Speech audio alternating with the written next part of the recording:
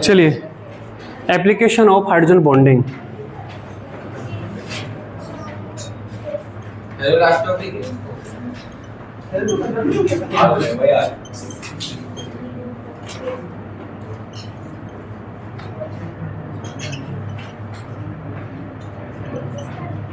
Application of hydrogen bonding. कल हमने hydrogen bonding पढ़ी थी और हाइड्रोजन बॉन्डिंग दो टाइप की थी, इंटरमोलिकुलर और इंट्रामोलिकुलर। हाँ, तो एप्लीकेशन अब हम इसकी जानेंगे।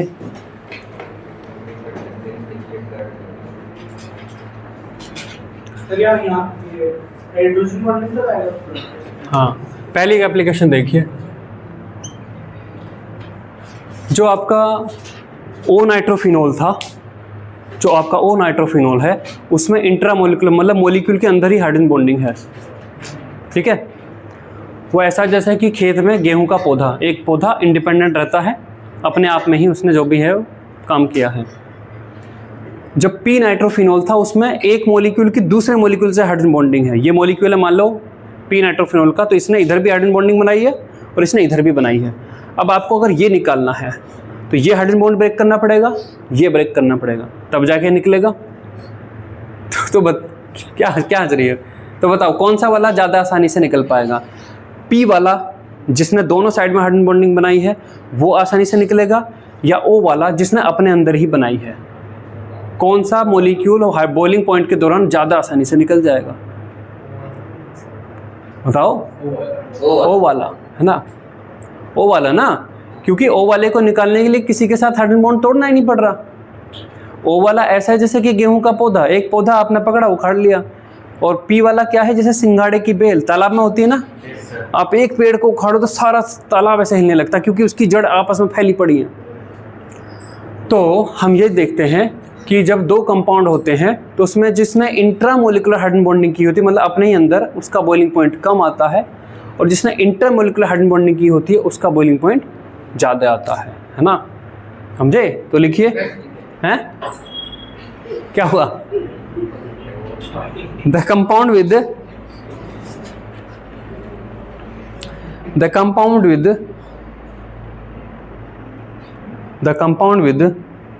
intramolecular hydrogen bonding the compound with intramolecular hydrogen bonding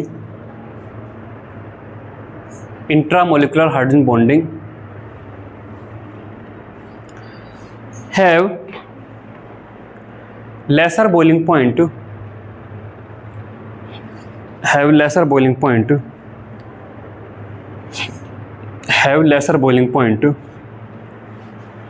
as compared to their isomer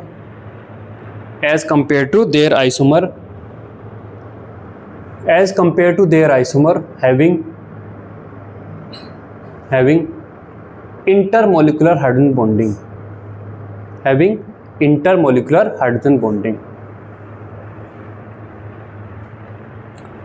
laser लिखा ना? हाँ, इंटरमोलिकुलर हाइड्रोजन बॉन्डिंग। तो देखिए यहाँ पर जो बॉइलिंग पॉइंट है, boiling point O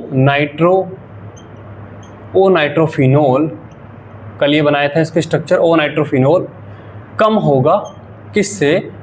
boiling point of P nitrophenol, इससे आपका कम होगा, क्योंकि ओ नाइट्रोफिनोल में होती है इंट्रामोलिकुलर H बॉन्डिंग, और यहां पर होती है आपकी इंट्रामोलिकुलर, नहीं सॉरी, यहां पर होती है इंटरमोलिकुलर, है ना? Intermolecular H bonding. ठीक है, वहीं एक चीज और, अगर इसका बॉइलिंग पॉइंट कम है, इसका बॉइलिंग पॉइंट मान लो इसका है 50 डिग्री सेंटीग्रेड, इसका बॉइलिंग पॉइंट ज़्यादा है, इसका बॉइलिंग पॉइंट है 100 डिग्री सेंटीग्रेड, तो वोलेटाइल कौन ज़्यादा होगा? वोलेटाइल का मतलब पानी है और पेट्रोल है, पानी और पेट्रोल में कौन ज़्यादा तेज़ी से उड़ जाता है? पेट्रोल। तो पेट्रोल ज़्यादा क्या है? वोलेटाइल है। जो ज़्यादा वोलेटाइल है मतलब जो अपनी वेपर बनाने के लिए उतावला बैठा, वेपर बना लो किसी तरीके से, तो उसका बॉइलिंग पॉइंट क्या होता होगा? कम या ज़्यादा? कम होता होगा। जब वो नॉर्मल टेम्परेचर पे अपनी वेपर बनाने के लिए तैयार है तो हल्का सा गर्म क्या बुलबुल लगेगा, बॉइलिंग पॉइंट आ जाएगा। तो यहाँ पर एक चीज़ क्या है, ओ नाइट्रोफिनोल ज़्यादा वोलेटाइल होगा, है ना। तो यहाँ पर o nitrophenol is more volatile, क्योंकि इसका बॉइलिंग पॉइंट कम है ना, more volatile as compare to p nitrophenol, as compare to p nitrophenol. तो कई बार वो आपसे बॉइलिंग पॉइंट के रेफरेंस में पूछ लेगा, कई बार से आपसे इससे कौन ज़्यादा वोलेटाइल है, ये या ये। कॉन्सेप्ट समझ गए, कॉन्सेप्ट के अकॉर्डिंग आंसर देना है। इसको लिखिए,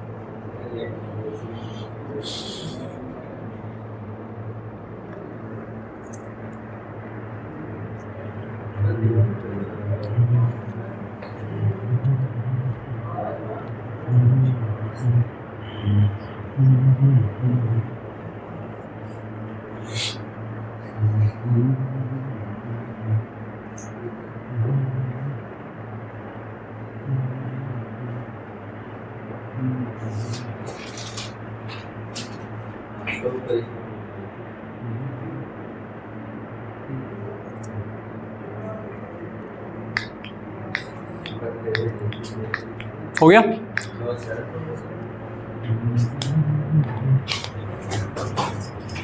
नेक्स्ट लिखिए,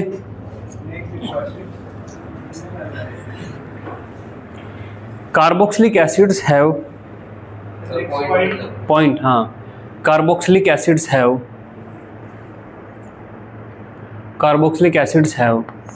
higher boiling point, carboxylic acids have higher boiling point as compared to alcohol,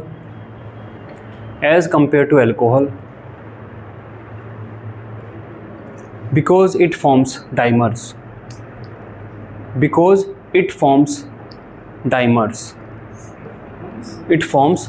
DIMER,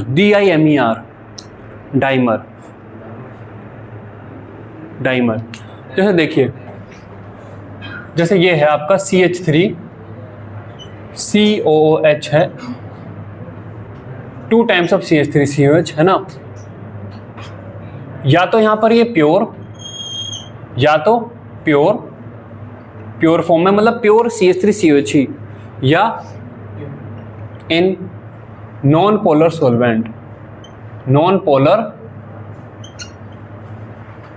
solvent, जैसे कि बेंजीन।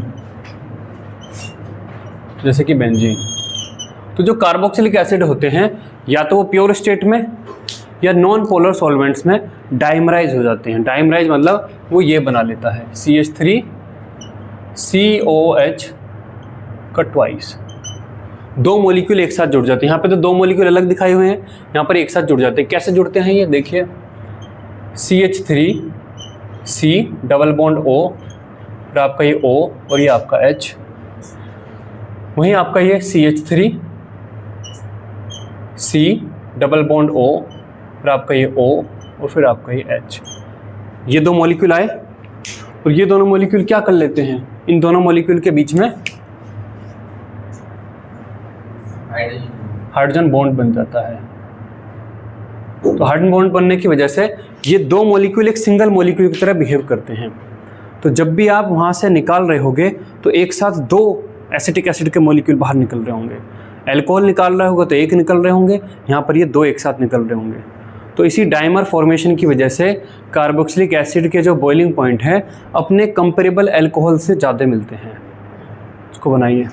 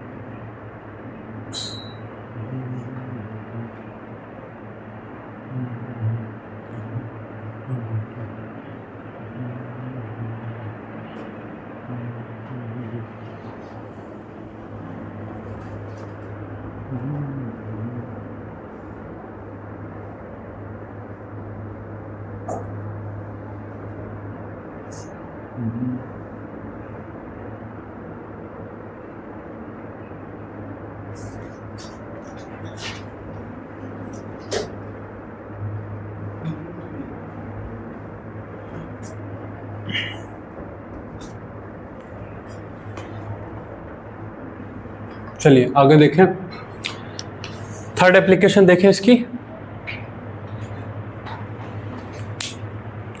विस्कोसिटी जानते हो क्या होती है? पानी और शहद, कौन ज़्यादा विस्कस है? शहद, है ना। विस्कोसिटी होती है कि कोई आपने लिक्विड लिया, एक प्लेन सरफेस पे पहले डाला और स्लोप उसमें उसको तिरछा कर दो। किसी लिक्विड को एक स्लोप पे डाला तो कौन तेजी से बहेगा? जो ज़्यादा तेजी से बहता है उसकी विस्कोसिटी कम है, जो स्लो बहता है उसकी विस्कोसिटी ज़्यादा है।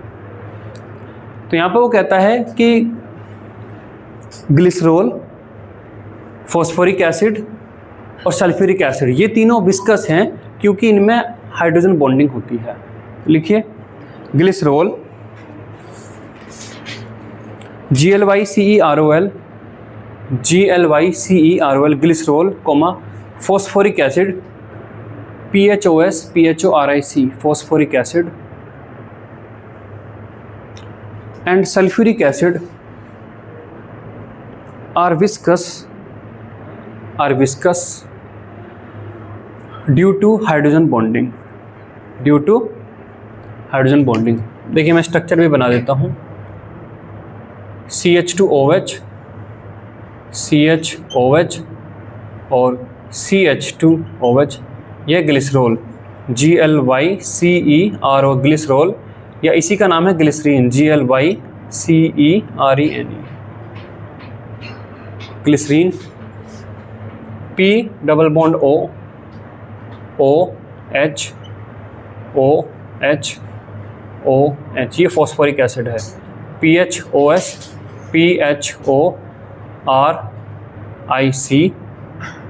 एसिड, ये फॉस्फोरिक एसिड है। और ये S डबल बॉन्ड OH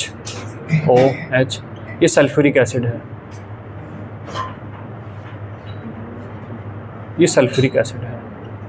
इन सब में इंटरमोलिकुलर हाइड्रोजन बॉन्डिंग होती है। जैसे देखिए H2S4 की मैं बना देता हूँ। S double bond O HO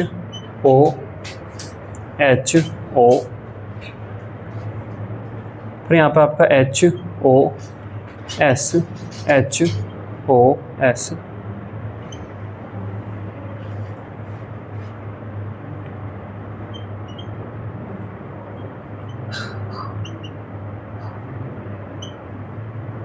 ठीक है। तो देखिए इस तरीके से H2S4 के मॉलिक्यूल में क्या है? इंट्रामोलिकुलर हाइड्रोजन बॉन्डिंग है। तो इंट्रामोलिकुलर हाइड्रोजन बॉन्डिंग की वजह से वो कहता है कि ये आपके विस्कस हैं। ठीक है। और वहीं कोई कहे कि जी हाइड्रोजन, वाटर में भी तो हाइड्रोजन बॉन्डिंग है, वाटर तो विस्कस नहीं है।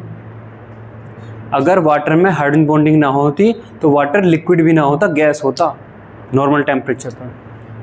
गैस पी रहे होते, समझ गए? हाँ, तो हाइड्रोजन बॉन्डिंग है, तो हाइड्रोजन बॉन्डिंग की वजह से वो लिक्विड है। हाइड्रोजन बॉन्डिंग नहीं होती तो लिक्विड, गैस, विस्कोसिटी की तो बात छोड़िए, वो गैस में होता, है ना। H2S क्या है? H2S नॉर्मल टेम्परेचर पे क्या है? गैस है, हाइड्रोजन सल्फाइड गैस है। तो H2S से भी कम उसका बॉइलिंग पॉइंट होता, तो वो तो गैस होनी थी। तो हाइड्रोजन बॉन्डिंग की वजह से वो लिक्विड है, ये आप समझिए। इनके मॉलिक्यूल बड़े हैं तो इनमें ये इफेक्ट और ज़्यादा नज़र आ रहा है, ये आपके विस्कस हो गए हैं। ठीक, इसको लिखिए।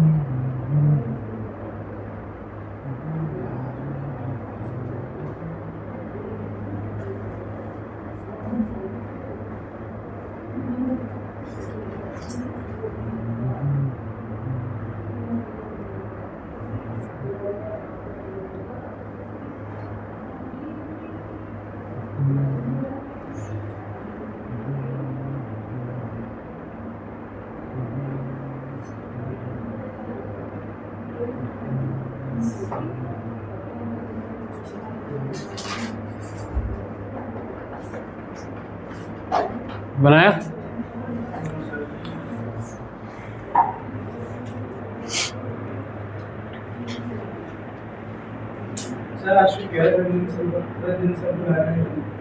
किसको? नेक्स्ट है boiling point order of hydrides.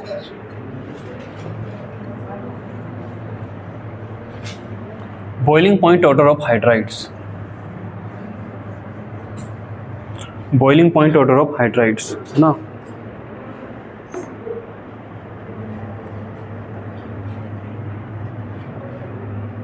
देखिए ग्रुप 5A है ना, ग्रुप 6A, ग्रुप 7A। देखिए हम क्या एक्सपेक्ट करते हैं कि हाइड्राइड का बॉइलिंग पॉइंट क्या होना चाहिए था। 5A में बात करें तो NH3, PH3, ASH3 और SBH3। हम एक्सपेक्ट ये करते हैं कि जैसे जैसे मोलिकुलर वेट बढ़ता है इनका बॉइलिंग पॉइंट बढ़ता है ना। बॉइलिंग पॉइंट ऑर्डर हम क्या पे लिख रहे हैं? Boiling point order. हेडिंग में क्या लिखा? अच्छा हाँ ठीक है, फिर बॉइलिंग पॉइंट ऑर्डर। हम ये एक्सपेक्ट कर रहे हैं कि ये सबसे कम होता, उससे ज़्यादा ये होता, उससे ज़्यादा ये होता। ये हमारा क्या एक्सपेक्टेड है? ये हमारा एक्सपेक्टेड है कि ऐसा होना चाहिए था। लेकिन हाइड्रोजन बॉन्डिंग की वजह से अमोनिया का जो बॉइलिंग पॉइंट है अपने नीचे वाले जो दो हैं उनसे आगे कूद जाता है। दैट मीन्स अमोनिया हमें यहाँ ना मिलकर हमें कहाँ मिलता है? यहाँ मिलता है, अपने नीचे के दो हाइड्राइड से आगे। Due to H bonding. Hydrogen bonding की वजह से हमें कहाँ पे मिलता है? ये हमें मिलता है ये PH3, उससे आगे आपका ASH3, उससे आगे आप NH3 और उससे आगे आपका SBH3। ठीक है, हाइड्रोजन बॉन्डिंग की वजह से नहीं, उससे अपने नीचे से दो आगे कुदाया है। तो अब यहाँ पर देखिए, यहाँ पर 3 है ना, 3 है, क्या है यहाँ पर? 3 लिखा है ना, 3 है। तो अपने नीचे के 2 से ज़्यादा। NH3 में 3 है तो अपने नीचे के जो 2 हाइड्राइड बैठे हैं उनसे ज़्यादा कूद जाएगा, अपने नीचे के 2 से नीचे आगे कूदेगा। अब यहाँ पर देखिए, यहाँ पर H2O, H2S, H2SE और H2TE। हम क्या एक्सपेक्ट करते हैं कि हम तो ये एक्सपेक्ट करते हैं कि ये होना चाहिए था, है ना। लेकिन हाइड्रोजन बॉन्डिंग की वजह से H2O कहाँ कूद जाता है? अपने नीचे के 3 से आगे, अपने नीचे के 3 से आगे कूद जाता है। तो हमें क्या मिलता है? H2S, H2SE, H2TE और H2O। अब यहाँ पर 2 है ना, 2 है तो बोलो क्या लिखेंगे? हैं अपने नीचे के, हाँ 3 से ज़्यादा। गड़बड़ यहाँ पे क्या करते हैं बच्चे, अभी पर जैसे पढ़ लिया और जैसे ये ट्रिक नहीं लिखो तो सबसे आगे कुदा देते हैं, NH3 को इसमें से भी आगे कर देते हैं, क्योंकि लगा कि हाइड्रोजन बॉन्डिंग है तो सबसे आगे हो जाएगा। सबसे आगे नहीं है, H2O वाला अपने नीचे के 3 से आगे है और NH3 वाला अपने नीचे के 2 से आगे, SbH3 से इसका कम होता है। ठीक है, ये ध्यान रखने वाली बात है। वहीं देखिए यहाँ पर HF, HCl, HBr और HI ये है। तो हम क्या एक्सपेक्ट करते हैं, हम एक्सपेक्ट करते हैं ये होगा, हम एक्सपेक्ट करते हैं कि ये होगा, लेकिन हाइड्रोजन बॉन्डिंग की वजह से ये अपने नीचे के यहाँ से 3 से आगे कूद जाएगा। ठीक है, तो यहाँ पर देखिए HCl, HBr,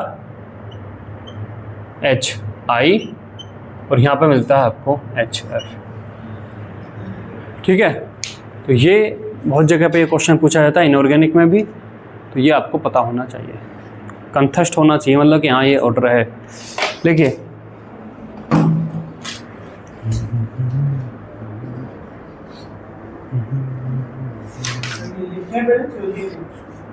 थ्योरी नहीं है, हैं? नहीं, खत्म नहीं हुआ अभी।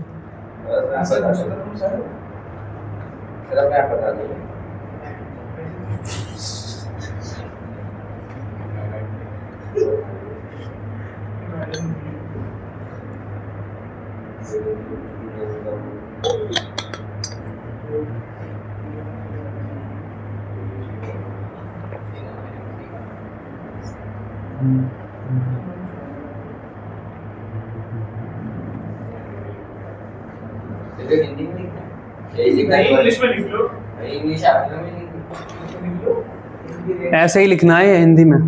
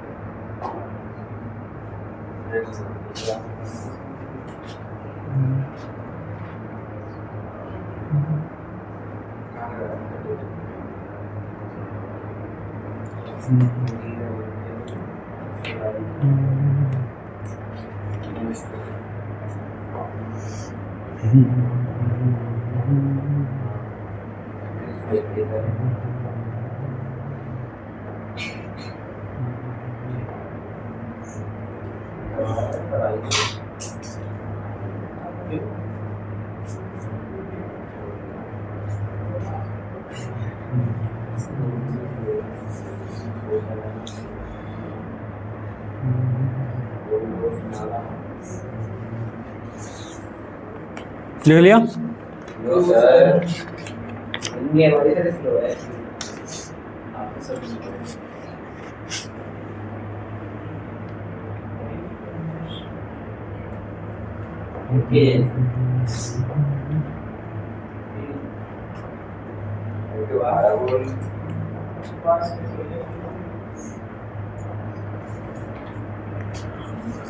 लिखिए, नेक्स्ट लिखिए। हुआ नहीं अभी?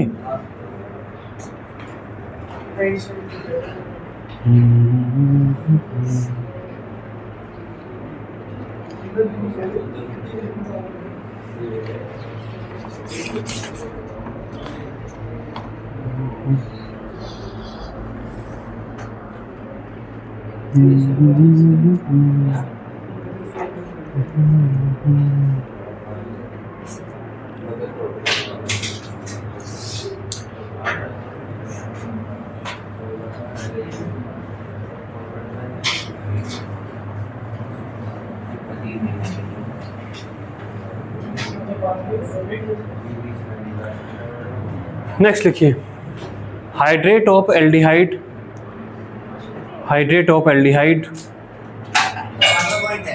हाँ hydrate of aldehyde oblique ketone, hydrate of aldehyde ketone are less stable, oblique ketone, aldehyde ketone एक साथ ही लिखा जाता है तो एल्डिहाइड ऑब्लिक लगा देते हैं, aldehyde ketone are less stable but hydrate of chloral CHLORAL chloral, but hydrate of chloral is stable due to hydrogen bonding, तो देखिए जैसे ये है CH3CHO, ये एसिटल्डिहाइड है, आप अगर इसे पानी में डालते हैं तो ये कुछ ऐसा बनता है। दैट मीन्स ये एरो आगे जाने वाली छोटी है और पीछे जाने वाली बड़ी है, इसका मतलब ये मॉलिक्यूल आगे नहीं जाना चाहता, पीछे ही रहना चाहता है ना। तो ये बनता है आपका CH3CHOH और OH, ये आपका बनता है। ये मॉलिक्यूल जो बना है ये आपका काफ़ी कम स्टेबल है ना। लेकिन जब हम लेते हैं CCl3CHO, इसका नाम है क्लोरल, CHLORAL क्लोरल, जब आप इसे पानी में डालते हो तो ये जो है जैसे भैंस होती है पानी में चलेगी तो अब नहीं निकलेगी, इसे बहुत मज़ा आता है भैंस को, है ना। बिल्ली जैसे ये बिल्ली है, ये नहीं पानी में नहीं जाएगी, ये भैंस है, पानी में जाने से अच्छा लगता है। तो यहाँ पर ये बनाता है CCl3CHOH और OH, ये काफ़ी स्टेबल है, ये काफ़ी स्टेबल है। कैसे स्टेबल है ये देखिए, C यहाँ पर आपका ये Cl, ये आपका ये Cl और ये आपका ये Cl, यहाँ पर आपका CH, ये आपका O, फिर आपका ये H, यहाँ पर आपका O और फिर आपका ये H। तो यहाँ पे आपको समझ में आ रहा है क्या हो गया होगा, यहाँ पर hydrogen bonding, intramolecular hydrogen bonding हो जाती है। यहाँ पर क्या हो जाती है, इंट्रामोलिकुलर हाइड्रोजन बॉन्डिंग हो जाती है। हाइड्रोजन पर डेल्टा प्लस और क्लोरीन काफ़ी इलेक्ट्रोनेगेटिव है तो यहाँ पर डेल्टा माइनस, यहाँ पर डेल्टा प्लस और यहाँ पर आपका डेल्टा माइनस। तो उसकी वजह से ये जो मॉलिक्यूल है, इस मॉलिक्यूल में जो दोनों OH जो जुड़े हैं ये स्टेबलाइज हो जाते हैं और रिएक्शन पीछे नहीं जाना चाहती, है ना। यहाँ पर इन्हें स्टेबलाइज करने के लिए कुछ भी नहीं मिला तो ये पीछे चली जाती है, ठीक है। ये लिखिए